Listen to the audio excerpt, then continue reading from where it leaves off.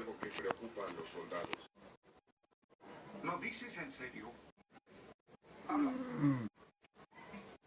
Se dice que la hechicera lo ha abandonado.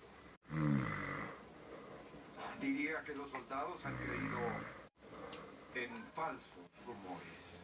Tienes mi palabra, ella está a salvo.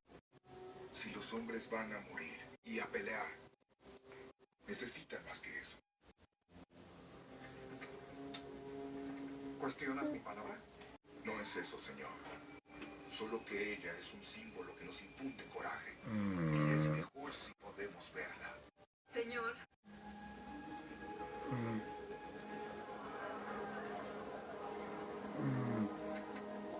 Estoy a tus órdenes.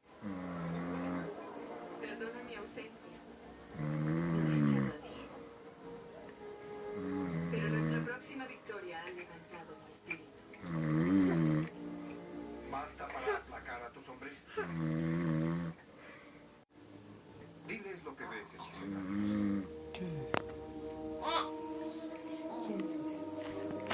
Una indiscutible victoria. Tus enemigos se revelarán a tus